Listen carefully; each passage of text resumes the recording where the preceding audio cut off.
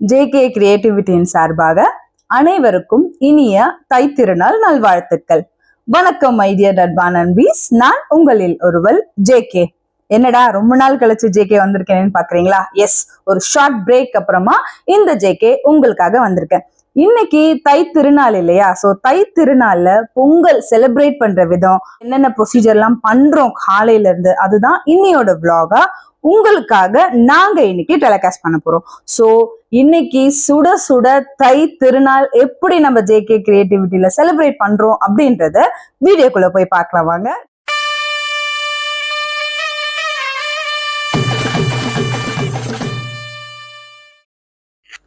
பொங்கல் அப்படின்னு சொல்லும் போதே நம்மளுக்கு ஞாபகம் வர்றது ஏர்லி மார்னிங் தான்.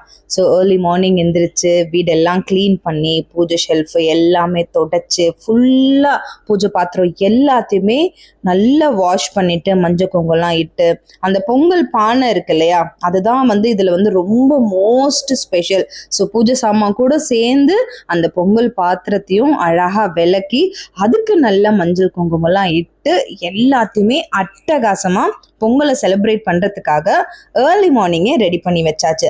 ஏன்னா பொங்கல் அப்படின்றது நம்ம சூரியனுக்காக சமர்ப்பிக்கிறோம். அது மட்டும் இல்லாம ஃபார்மர்ஸ், அதாவது விவசாயிகளுக்காக, மாடுங்களுக்காக, அதோட நம்மளோட பூமிக்காகவும் செலிப்ரேட் பண்றோம். ஸோ இது எல்லாமே காலம்பரை நம்ம பண்ணும் போது அதோட பலன்ன்றது ரொம்ப ரொம்ப அதிகமா நம்மளுக்கு கிடைக்கும். சூரியன் உதயம் ஆகும் போது இந்த பொங்கலானது நம்ம வீட்டுல நம்ம படைச்சு அந்த சூரிய பகவானுக்கு வழிபடணும்.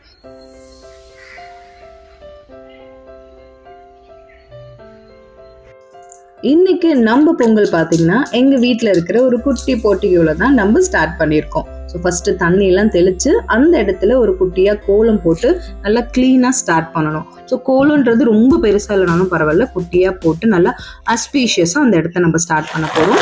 நம்ம இன்னைக்கு விறகடுப்புல தான் பொங்கல் பண்ண போறோம். ஸோ விறகடுப்புல பண்ணும் போது அந்த விறகுலாம் ஏற்றணும் இல்லையா, தர பாழாகாம இருக்கிறதுக்காக மண்ணு போட்டு கொஞ்சம் ஸ்ப்ரெட் பண்ணிக்கோங்க. இப்போ எங்க மண்ணு கிடைக்குது? இந்த எம் சாண்ட் தான் கிடைக்குது. ஸோ கிடைச்ச அந்த எம் சாண்டை நல்லா ஸ்ப்ரெட் பண்ணியாச்சு. இதுக்காக ஒரு 6லேருந்து 7 செங்கல் தேவைப்படும். ஸோ 7 செங்கல் நீங்க வீட்டில் இருந்தாலும் சரி, இல்லை வெளியே வாங்கிட்டு வந்தாலும் சரி, அந்த மாதிரி நம்ம ரெடி பண்ணிக்கலாம். நம்ம பாத்திரத்தோட சைஸை பொறுத்து அந்த செங்கல் தேவைப்படும்.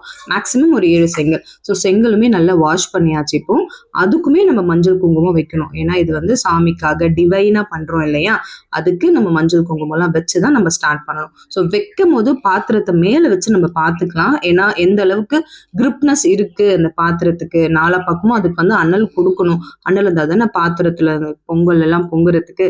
அதெல்லாம் பார்த்துட்டு அதுக்கப்புறம் அப்படியே ஸ்டார்ட் பண்ணிக்கோங்க.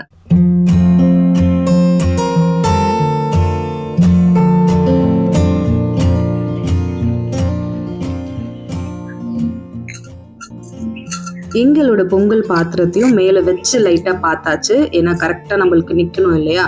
ஸோ ஆடாமல் கொள்ளாமல் எந்த மாதிரி கல்லை அட்ஜஸ்ட் பண்ணால் பாத்திரம் நிற்கும் அப்படின்றத பார்த்துட்டு நாங்களும் அட்ஜஸ்ட் பண்ணி பொங்கல் பாத்திரத்தை வச்சாச்சு. ப்ளஸ் பொங்கலுக்கு தேவையான எல்லா காய் பழம் எல்லாமே வச்சு படைக்கணும்.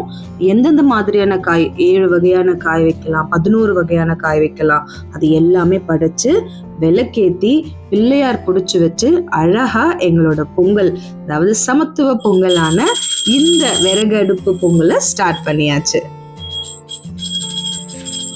ஏன் தெரியுமா, நம்ம ஃபர்ஸ்ட் பிள்ளையார் பிடிச்சு வச்சு எந்த ஒரு காரியத்தையும் செய்யணும். ஸோ விநாயகர் அப்படின்றவரு நம்ம ஒரு காரியம் செய்யும் போது எந்த மாதிரி ஒரு தடை வந்தாலும் அந்த தடை எல்லாமே அகற்றிட்டு அதுல வெற்றி பெறத்துக்காக நம்மளுக்கு வழித்துணையா நிப்பாராம். அதுக்காக தான் எந்த ஒரு காரியம் செய்யறதுக்கு போதும் இந்த மஞ்சள் பிள்ளையாரை பிடிச்சு வச்சு நம்ம அதை ஸ்டார்ட் பண்ணணும். ஸோ இப்போ நாங்களும் அந்த மாதிரி ஸ்டார்ட் பண்ணி கற்பூர தீபாராதனை காமிச்சிட்டு அந்த கற்பூரத்தையே நம்மளோட விறகடுப்புல போட்டு ஸ்டார்ட் பண்ணியாச்சு. முதல்ல பாத்திரத்துல நல்ல அரைவாசிலேருந்து முக்காவாசி தண்ணி ஊற்றி தான் நம்ம தண்ணி கொஞ்சம் கொதிச்ச பிறகு அதுல பால் ஊற்றி ஸ்டார்ட் பண்ணிடலாம். விறகு அடுப்பு என்றதுனால அதுக்கு தேவையான எல்லா வகையான விறகுகளும் ரெடியா வச்சுக்கோங்க. கொட்டாங்குச்சி, அப்புறம் கொஞ்சமா கற்பூரம், நம்மளால முடிஞ்ச அளவுக்கு குட்டி குட்டியா இருக்கிற அந்த சுள்ளின்னு சொல்லுவாங்களே அதெல்லாம் ரெடியா வச்சாச்சு. ஏன்னா எந்த அளவுக்கு நம்மளுக்கு கன்சியூம் ஆகும்னு தெரியாது. ஸோ கரும்பு இல்லாம நம்ம பொங்கல் இருக்குமா, கரும்பையுமே ரொம்ப அழகா ஆர்கனைஸ் பண்ணி எல்லாம் பழம் எல்லாம் வச்சு சூப்பரா எங்களோட பொங்கலை இனி இதே ஸ்டார்ட் பண்ணியிருக்கோம். ஸோ கொஞ்சம் தண்ணி கொதி வர மாதிரி இருக்கு. அப்படி கொதி வந்த உடனே பால் ஊத்திடலாம். லைட்டா தண்ணி சூடாயிடுச்சு. ஸோ பால் இது ரெண்டும் சேர்ந்து முக்கால் அளவுக்கு அந்த பாத்திரத்துல இருக்கு. இது நல்லா கொதிச்சு பொங்கி வந்த பிறகுதான் நம்ம வந்து அரிசியை போடணும். ரொம்பவே எனக்கு பிடிச்சமான பார்ட் என்னன்னா இந்த பொங்கல் பொங்கி வரும்போதுதான் உள்ள ஊத்துற அந்த பால், தண்ணி, இந்த அரிசி எல்லாம் சேர்ந்து அந்த நுறையா பொங்கி வருது இல்லையா. அந்த பொங்குறது சாதாரணமா பொங்கல் மட்டும் கிடையாதுங்க. நமக்குள்ள இருக்கிற சந்தோஷம், நமக்குள்ள இருக்கிற மிகப்பெரிய ஒரு ஆயுதமான நம்மளோட செல்ஃப் ரெஸ்பெக்ட், அது எல்லாமே நம்ம கூட இருக்கணும் இல்லையா. அதையெல்லாம் கடவுளை பிரார்த்திச்சுட்டு இந்த மாதிரி இந்த வருஷம் எங்களுக்கு சுபமா போகணும் அப்படின்னு நினைச்சு கடவுளை கும்பிட்டுட்டு வழிபட்டுட்டே வாங்க. ஆக்சுவலாக இந்த பொங்குறது வந்து எந்த டைரக்ஷனில் பொங்குதோ ஒரு வகையான உங்களுக்கு ஒரு நல்லது நடக்கும்னு சொல்லுவாங்க. அது அப்பார்ட்டுங்க. நம்மளுக்கு பொங்கல் பொங்கி வருதுன்னா நம்மளோட ஹாப்பினஸ் பொங்குதுன்னு அர்த்தம், நம்மளோட ப்ராஸ்பரிட்டி பொங்குதுன்னு அர்த்தம், நம்மளோட சந்தோஷம், பீஸ் எல்லாமே பொங்கி வருதுதாங்க அர்த்தம். எந்த பக்கம் பொங்குது அப்படின்னு நம்மளுக்கு முக்கியம் இல்லைங்க. அழகா பொங்கி வந்து நம்ம வாழ்க்கையும் மென்மேலும் பொங்கணும் அப்படின்றது மட்டும்தான் நம்மளோட மனசுல எல்லாருக்குமே நிலை கொண்டு இருக்கணும். ஸோ இப்போ நல்ல பொங்கல் பொங்கி வந்துருச்சு. இதில் நம்ம இப்போ கொஞ்சமாக ஊற வச்சிருக்க அரிசியும், பச்சை அரிசி தென் பச்சை பருப்பு இது ரெண்டுத்தையும் கலந்துடலாம். இதுக்கப்புறம் பொங்கல் ரொம்ப ஃபாஸ்ட்டாக போயிடுங்க. ஃபஸ்ட்டு அந்த பாத்திரம் சூடாகி பொங்கி வர்றது தான் கொஞ்சம் டைம் எடுக்கும். அரிசி போட்ட பிறகு ரொம்ப குயிக்காக நம்மளுக்கு ப்ராசஸ் ஸ்டார்ட் ஆகிடும். ஸோ அரிசிலாம் போட்ட பிறகு தண்ணி அளவு மட்டும் பார்த்துட்டே இருங்க.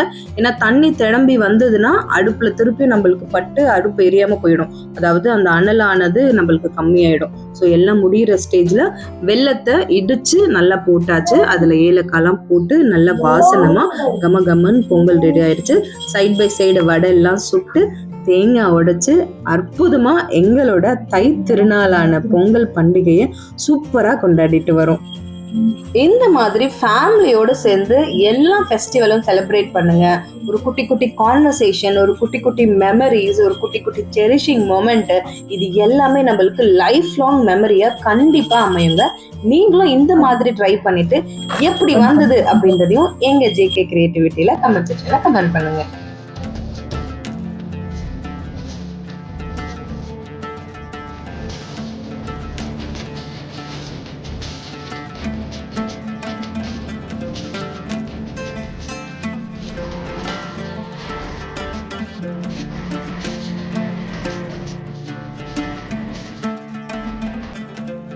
ஜேகே கிரியேட்டிவிட்டியின் பொங்கலை எல்லாருமே பார்த்து ரசிச்சிருப்பீங்க நம்புறேன். நானும் நீ சுவைச்சு ரசிச்சிருப்ப இல்லையா? ஆமா ஆமா, ரொம்ப சுவையா இருந்துச்சு. இன்னும் கொஞ்சம் எடுத்துக்கலாம் வீடியோ முடிச்சுட்டு எடுத்துக்கலாம். ஸோ எங்களோட தைத்திருநாள் செலிப்ரேஷனை உங்க எல்லாருக்குமே ரொம்பவே பிடிச்சிருக்கும் நம்புறேன். கண்டிப்பா எங்க வீடியோவை லைக், ஷேர் அண்ட் கமெண்ட் பண்ணிடுங்க. நம்மளால முடிஞ்ச அளவுக்கு இந்த ட்ரெடிஷனை விட்டு கொடுக்காம அடுத்த ஜெனரேஷனுக்கு கொஞ்சம் கொஞ்சமா எடுத்துட்டு போயிட்டே இருக்கணும். அதுல நாங்க ஸ்டார்ட் அப் பண்ண ஒரு ஐடியா தான் இந்த மாதிரி ட்ரெடிஷன் மெத்தடா பொங்கலை செலிப்ரேட் பண்ணலான்னு. ஸோ கண்டிப்பா இந்த வீடியோ உங்க எல்லாருக்குமே பிடிச்சிருக்கும் நம்புறேன். நீங்களும் இந்த மாதிரியான ட்ரெடிஷன் மெத்தடை பொங்கலை செலிப்ரேட் பண்றதுக்கு நெக்ஸ்ட் இயர்ல இருந்தாச்சு ஸ்டார்ட் பண்ணிக்கோங்க. ஸோ உங்க எல்லாருமே அடுத்த வீடியோல சந்திக்கிறேன். until then, தன்யவாத். நான் உங்கள் எல்லோருடன் ஜேகே. இனிய பொங்கல் நல்வாழ்த்துக்கள். இனிய தமிழர் திருநாள் நல்வாழ்த்துக்கள்.